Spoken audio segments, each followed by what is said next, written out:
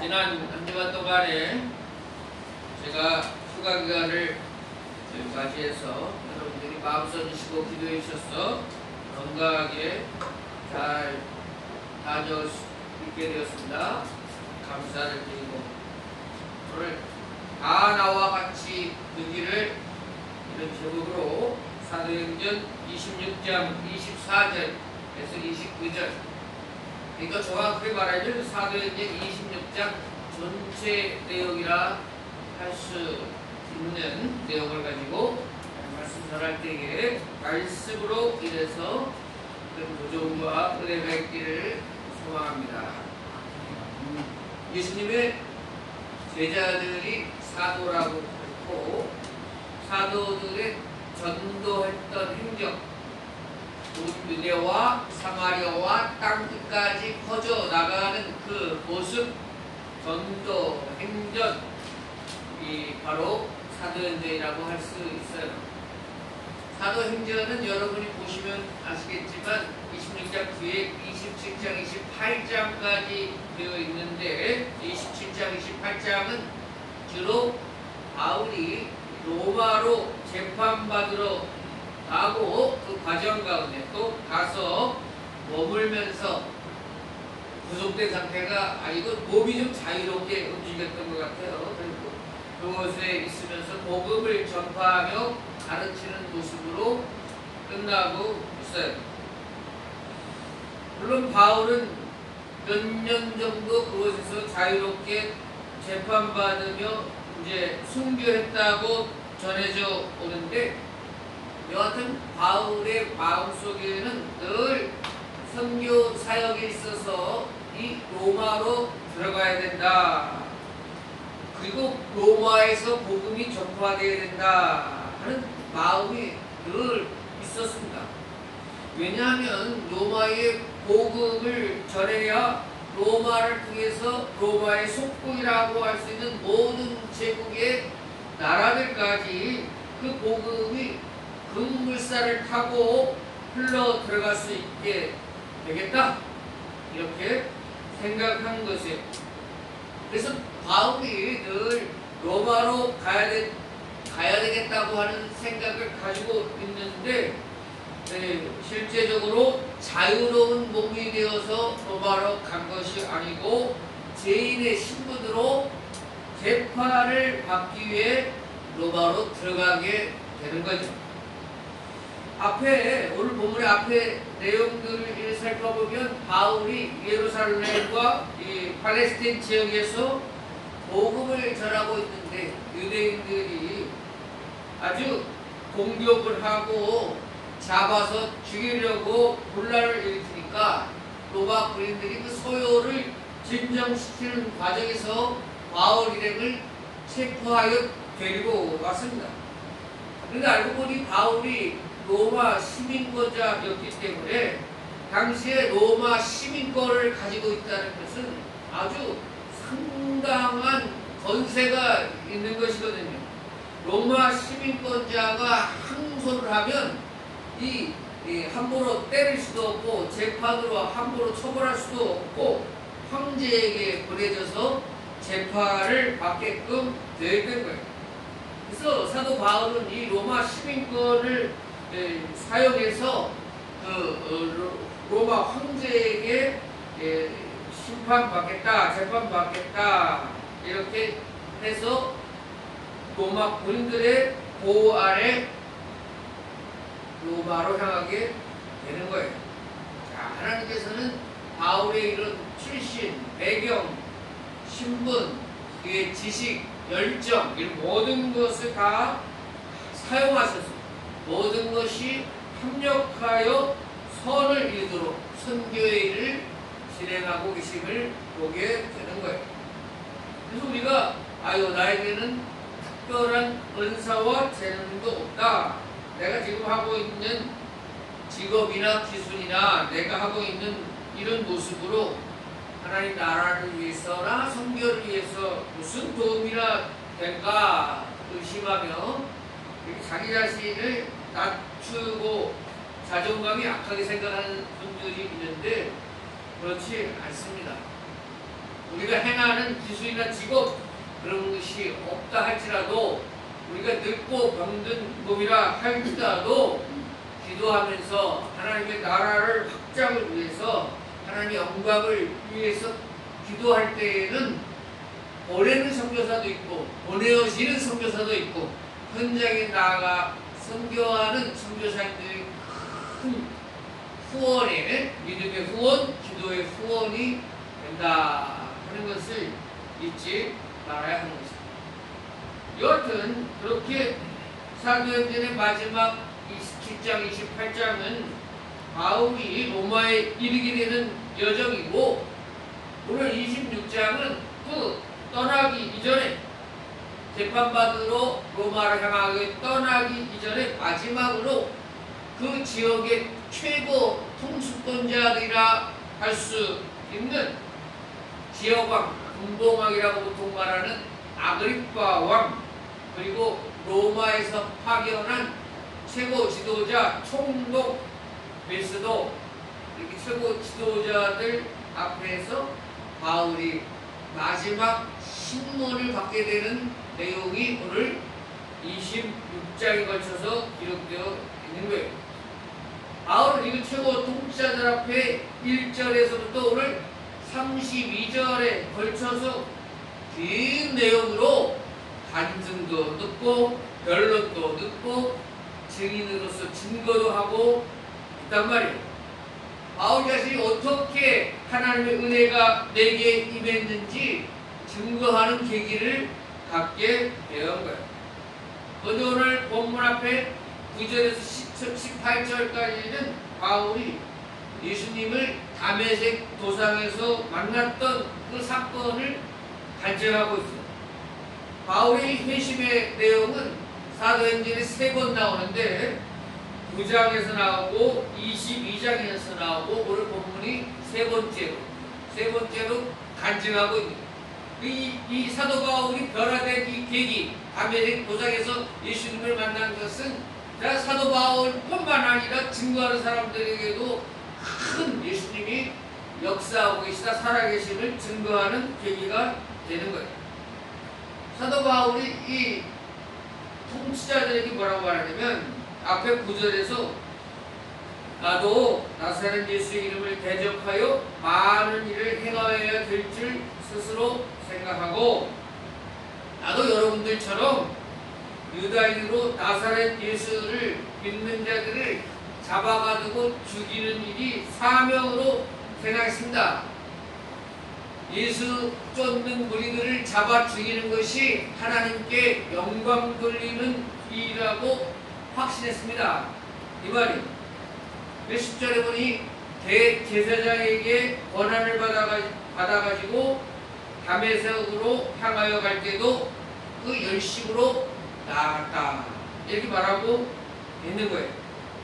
자, 이 말은 지금 로마 분봉왕 아그리파, 로마 총독 베스도, 특히 로마 총독 베스도는 로마 황제가 파견한 로마의 대표자니까 이스라엘의 풍습이라든지 특별히 종교에 관해서는 관여하지 않고 관심이 없어요. 베스도 같은 사람은 그 자기가 다스리는 로마 피지배국에서 소요가 일어나지 않고 로마 제국에 대해서 반기만 되지 않으면 뭐 거기 문화나 종교나 이런 거에 관심이 없는 거예요. 그러나 이 아그리파 왕은 다릅니다. 분봉왕 아그리파는 유대인이에요. 당시 분봉왕은 성전 금고를 관리했고 대제사장에 임명하는 데 관여했고 대제사장들을 관장하는 일을 책임자란 말이에요. 그러므로 바울은 이런 종교적인 대표, 감독이라 할 수 있는 아그리파 왕에게 지금 강조하고 있는 것입니다. 12절에 이렇게 바울은 그 일로 대제사장의 권한과 위임을 받고 다메섹으로 간다이다 그랬어요. 이 말은 무슨 뜻이에요? 자기 개인의 생각과 뜻대로 다메섹으로 나가는지 아니었다는 거예요. 유대의 공식적인 대제사장의 공적 임무를 수행하러 나가는 길이었다는 거예요. 근데 그 길 위에서 예수님을 만난 것입니다. 그런데 그 공적 일을 감당하는 사울에게 예수님이 뭐라고 하셨는가? 14절 중간에 사울아 사울아 내가 어찌하여 나를 박해하느냐? 가시채를 뒷발질하기가 내게 고생이니라. 예수님이 이렇게 말씀하셨다는 거예요. 바울은 지금 누구십니까? 주께서 나는 내가 박해하는 예수라. 뭐라고요? 지금 사울이 예수님을 박해한다 말씀하십니다. 사울은 유대인들 대제사장들의 공적 임명자로 임무를 수행하는 것을 자랑스럽게 여기고 하나님께 영광 돌리는 길인 줄 알고 칭찬받을 줄 알고 열심으로 나아갔는데 길에서 만난 예수님은 내가 나를 박해하고 있다 이렇게 평가하셨단 말이에요. 아마도 이 말을 들은 아그리파 왕도 잠깐 놀랐을 거예요. 자기가 대제사장들을 관리하고 다스리는 모든 일의 책임자로서 지금 하고 있는 모든 일이 결국에 예수님을 박해하고 있는 모든 과정이라 바울이 이렇게 말하고 있기 때문에 바울은 지금 이 아그리파 왕을 마지막으로 깨닫게 하고 있는 겁니다. 마지막으로 도전을 주고 있는 거예요. 앞에서 예수님이 사울에게 하는 말 14절에 가시채를 뒷발질하기가 내게 고생이라. 이게 무슨 말씀인지 설명해 드리고 갈게요. 이게 무슨 말이냐면 가시 돋친 채찍을 발로 차면 너무나 아플 뿐이다 이런 뜻이에요. 무슨 말이냐면 황소가 주인이 하는 일대로 이끌려가다 하기 싫으니까 자신이 원하고자 하는 방향으로 가고자 마구를 뒷발로 걷어찼는데 뒷발로 걷어찬 게 가시 돋친 채찍을 걷어차는 그런 아픔, 그런 쓸데없는 저항, 결국에는 황소 노만손해다 이 말이에요.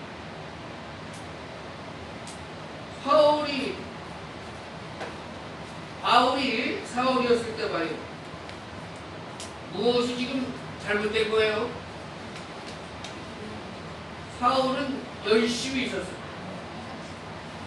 얼마나 열심히 있었는지 그 사명을 갖고 오늘 다메섹으로 출동할 때에도 정오 시간에 다메섹을 지나고 있다 그러고 있어요. 정오 시간 여러분 이 단어가 중요해요. 요한복음 4장에 보면 수가성녀인이 물기로 나온 시간도 정오라고 그랬어요. 정오 시간은 그 당시 사람들이 햇볕이 너무 강렬하고 무덥고 괴로운 시간이라서 모든 사람들이 거의 활동하지 않는 시간입니다. 그 시간에는 낮잠 자고 실내에서 머무는 시간이 정오 시간이에요. 한학자들이 수가성 여인이 정오에 물을 길어 나온 이유는 그 마을 사람들과 마주치지 않으려고, 마을 사람들의 비난을 피하려고 이 수가성 여인이 나왔다고 많이 해석하죠. 그럼 오늘 이 사울은 왜 정오가 되어서 다메섹 도상에서 예수님을 만났을까? 두 가지로 설명드릴 수 있어요. 정오 시간이 앞서 말씀드렸듯이 햇빛이 가장 강렬해서 활동하지 않는 시간인데 이 사울의 열심이 얼마나 강했는지 한시라도 빨리 가가지고 한 사람이라도 잡으려고 하는 그 열심이 특심이었다 이렇게 말할 수 있고, 더 중요한 것은 13절에서 왕이요 정오가 되어 길에서 보니 하늘로부터 해보다 더 밝은 빛이 나와 내 동행들을 둘러 비치는지라. 바울이 이렇게 고백했거든요. 정오에 비치는 빛이 가장 강렬하다고 말씀드렸어요. 그런데 정오에 비치는 것보다 더 밝은 빛이 나에게 비추었습니다. 이렇게 고백하고 있는 거예요. 정오에 비치는 빛보다 더 밝은 빛은 예수님으로부터 오는 빛인데 이 세상의 빛과는 비교할 수 없는 빛이라 하는 것입니다. 이 세상의 빛보다 더 얼마나 더 강렬한지 사울의 눈까지도 멀게 할 수 있는 태초의 빛이라 하는 것입니다. 그 태초의 빛으로 예수님이 찾아오셨다 하는 것을 의미하는 것입니다. 예수님은 이 세상에 우리가 볼 수 있는 그런 피조물이 아니십니다. 예수님 우리가 경험하지 못했고 알 수도 없는 이 세상에서 본 적도 없는 강력한 능력으로 우리에게 찾아오시는 분이십니다. 가멜렉 도상에서의 이 사울의 경험은 자기 이제까지의 믿음의 사고와 생각에 엄청난 충격을 주었던 거죠. 자기는 분명히 하나님을 섬기기 위한 마음으로 남다른 열심을 힘써왔는데 그것이 결국에는 자기가 열심히 섬기고자 하는 하나님 예수님을 핍박하는 길이었다니 얼마나 억울한 겁니다. 그래서 신앙적인 대전환이 일어난 겁니다. 여러분, 우리가 열심을 내는데 주님을 위해 열심을 내는데 보다 중요한 것은 얼마큼 열심을 내는 게 중요한 것이 아니고 바른 방향으로 열심을 내는가? 네, 방향이 중요해요. 실제로 있었던 이야기 보니까 이 미국 대륙 같은 데서는 워낙 사막이나 이 광야 같은 몇 시간씩 달리잖아요. 트럭 같은 경우는 혼자 하면 힘드니까 두 사람이 트럭을 보통 막교대로 이렇게 운전하기도 한대요. 한 사람이 옆에 자고 한 사람이 이제 또 운전하고. 그래서 우리 가다 보니까 기름이 떨어졌으니까 이 먼저 운전하는 사람이 글쎄 건너편에 이제 주유소가 있으니까 차를 돌려가지고 주유를 하고 그 다음에 이제 바꿨어요. 운전하는 사람 깨워가지고 이제 시간 돼서 이거 바꾸자고. 아유, 그럼 주유한 사람이 차를 다시 돌려놔야 되는데 이 잠에서 깬 사람은 그걸 모르고 열심히 달려가는 거예요. 뭐 어떻게 된 겁니까? 왔던 길로 열심히 달려가면 열심을 낼수록 꽝입니다. 이렇게 우리가 주님을 위해서 충성한다 할 때 이 방향이 중요합니다. 방향. 하나님이 기쁘시게 하는 방향이지 자기의 의대로 사울처럼 예수님을 핍박하는데 열심히 하고 있으면 아무 소용이 없어요. 자, 이런 간증을 들었을 때 먼저 아그리빠 왕은 어떻게 반응하고 있는가? 오늘 28절에 아그리빠가 바울에게 이르되 내가 적은 말로 나를 권하여 그리스도인이 되게 하려 하는도다 그랬어요. 적은 말로가 줄을 이렇게 보면은 짧은 시간에 이렇게 표현하고 있어요. 네가 짧은 시간에 이 간증을 통해서 이 변론을 통해서 나를 그리스도인이 되게 하려고 하는구나. 자, 무슨 말이에요? 아그리빠 왕도 바울이 무슨 의도로 이렇게 말하는지 금방 알아차렸습니다. 아그리빠 왕도 제가 만난 예수님을 만나십시오. 그리고 예수님을 발견하시고 바른 길 걸어가십시오. 이렇게 권면하는 것을 바로 알아들었어요. 아그리빠에게는 이것이 지금 마지막 기회입니다. 그러나 아그리빠 왕이 네가 나를 짧은 시간에 그리스도인 되게 하려고 하냐? 그러면서 빈정대면서 들려고 하지 않았습니다. 분명히 26절에 바울이 말합니다. 왕께서는 이 일을 아시기로 내가 왕께 담대하게 말하노니 이 일에 하나라도 아시지 못함이 없는 줄 믿나이다.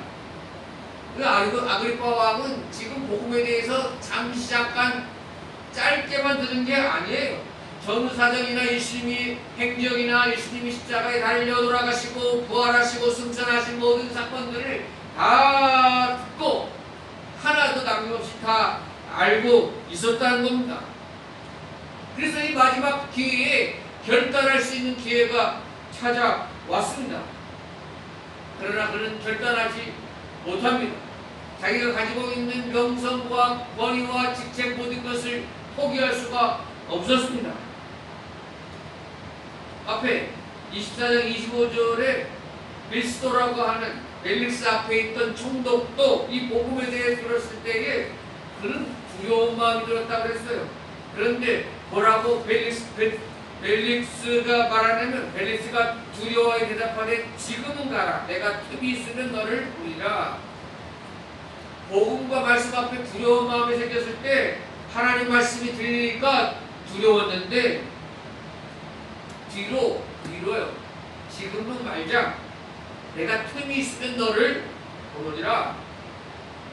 그런데 틈이 생길 리가 없고 너를 부르리라. 바울을 부를 수 있는 기회는 두 번 다시 오지 않는 것입니다.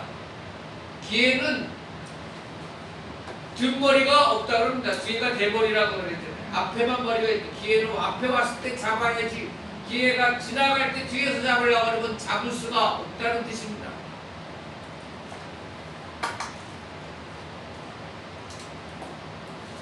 오늘도 많은 사람들이 전도를 통해서 여러 사람들과 관계하면서 예수님에 대해서, 복음에 대해서 듣기는 많이 듣습니다.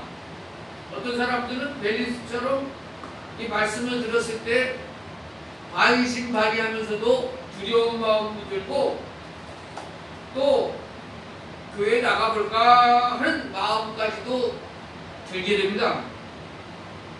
그런데 한마디로 벨릭스처럼 지금은 말고 나중에 내가 들러보죠. 나중에 제가 전화 한번 드리죠. 틈이 생기면 제가 한번 교회에 나가보죠. 그 시간이 절대 오지 않는다는 것입니다. 지금 두려운 마음이 들었을 때, 지금 하나님 말씀에 내 마음을 두드릴 때, 지금이 은혜 받을 때요, 지금이 결단할 때요, 지금이 주님 앞에 나올 때임을 기억하시기를 바랍니다. 여러분도 마찬가지예요. 하나님 말씀을 주면 아이고 다음으로 미루지 뭐. 지금은 감동이 되지만, 지금은 은혜가 되지만 며칠만 미루면 아무 일도 없던 것처럼 무뎌지는 게 사람이에요. 주님 마음 두드리실 때 더 앞으로 바싹 다가서야 하는 것입니다. 금방 뒤로 미루면 세상에 다른 염려와 걱정과 생각할 일들이 금방 많아져서 우리의 영적인 일을 덮어버리고 마는 것입니다. 그리고 세상에 집중하여 살아가다 보면 복받는 길을 잃어버립니다. 오늘 은혜가 없는 베스도 같은 충동은 뭐라 그러느냐? 똑같이 아그리파 왕과 바울 이야기를 간증을 들었어요. 그런데 반응은 24절에 바울아 내가 미쳤도다. 내 많은 학문이 너를 미치게 한다 했어요. 베스도 총독은 바울이 이런 미친놈이네 이렇게 말하고 있는데, 미친 말하고 있다는 거예요. 이런 반응을 보이는 사람은 아직 복음이 들어가기에는 먼 사람이에요. 복음화 전도법을 창시해서 말하는 분이, 우리가 젓갈로 이렇게 찔러보면 복음화에 젓갈이 2도 박히지 않는 사람, 그런 사람들이 바로 베스도 같은 사람들이, 아직 모르는 사람들이 있고, 이렇게 젓가락으로 찔러보면 쑥 반쯤 들어가는 사람, 어느 정도 익은 사람, 이렇게 구별해서 복음을 전해냈다. 복음화 전도법이. 여러분, 예수님도 지상 사역 중에 그분이 전한 메시지로 인해서 미쳤다 하는 소리를 들으셨어요. 동서복음을 막론하고 세상에 속한 사람들은 자신들의 상식과 경험에 비추어 이해가 가지 않으면 기독교의 진리를 점점 그렇게 미쳤다고 말하고 표현합니다. 그러니까 여러분 그런 것에 개념치 마세요. 참 그리스도인들은 그러한 세상 사람들과 비난과 판단에 주눅들 필요 없어요. 우리 예수님도 미쳤다는 소리 들었고 우리 사도 바울도 미쳤다는 소리 들었는데 내가 예수님의 복음을 전하다가 미쳤다는 소리 들으면 영광이죠. 우리가 뭐 잘못해서 미쳤다는 소리 들으니까 예수님이 그런 소리 들으니까 도리어 기뻐하고 도리어 자부심을 가져야 하는 것입니다. 자, 미쳤다는 소리를 듣고도 29절에 오늘 바울이 뭐라고 말하면 말이 적으나 많으나 당신뿐만 아니라 오늘 내 말을 듣는 모든 사람도 다 이렇게 결박된 것 외에는 나와 같이 되기를 하나님께 원하나이다. 아멘. 사도 바울을 통하여 믿게 된 우리들이 감옥에 갇히는 것, 결박되는 것 외에는 예수님 증거하다가 미친 소리를 들어도 예수님 증거하며 여행을 다니고 예수님 증거하며 살아가는 그런 모습이 되기를 원하나이다. 모두 복음의 증인으로 담대하며 살아가기를 원하나이다. 고난받으시고 부활하여 승리하신 그 예수님을 전하며 살아가기를 원하나이다. 이런 말이에요. 우리 예수님은 이 땅에 활동하실 때 하나님 나라에 대해서 선포하셨죠. 하나님의 나라가 가까이 왔으니 회개하고 주를 믿으라. 이것이 예수님의 선포의 주 내용입니다. 그러나 예수님이 승천하신 이후에 제자들, 사도들, 바울을 비롯한 사도들은 그 하나님 나라를 선포하기보다 그 예수님을 선포했어요. 예수님을 선포했어요. 이 예수님이 사망 권세 이기시고 부활했습니다. 이 예수님이 바로 우리가 기다리던 메시아이십니다. 이 예수님이 십자가로 인하여 우리의 죄를 담당하셨습니다. 이 예수님으로 인하여 우리가 부활에 동참할 수 있습니다. 이 예수님을 믿어야 우리가 구원받습니다. 이렇게 복음의 증인으로 살아갔고 그 복음의 증인으로 살아간 예수님의 사도들과 제자들은 시대를 거듭하면서 그 바톤이 우리에게까지 넘어온 거예요. 그들은 자기의 사명을 다 감당하고 하늘 상급을 받고 하늘로 되돌아갔지만 그 복음의 바톤은 우리에게 넘어와 있는 것입니다. 그 복음의 바톤을 받고 예수님의 증인으로 살아가는 오늘 이 시대는 정말 어느 시대보다도 복음을 증거하기가 어렵습니다. 지금 사람들은 너무 바쁘다고 말합니다. 할 일이 너무 많습니다. 재밌고 유익한 일이 너무 많습니다.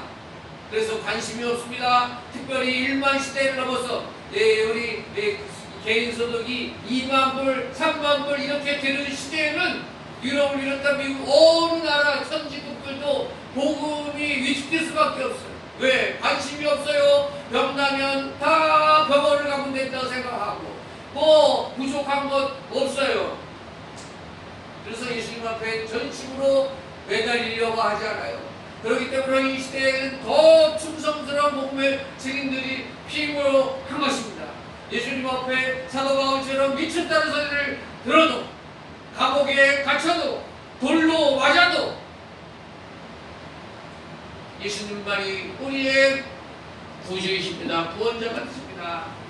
이렇게 증거하는 복음의 증인이 꼭 필요한 시대가 또한 오늘의 시대입니다. 우리 주님께서는 그 복음의 증인을 찾고 계십니다. 살아가는 대농주에게 모든 성도들이 그 복음의 증인으로 하루하루 살아가시기를 축복합니다. 우리가 합심하여 기도하겠습니다. 세상에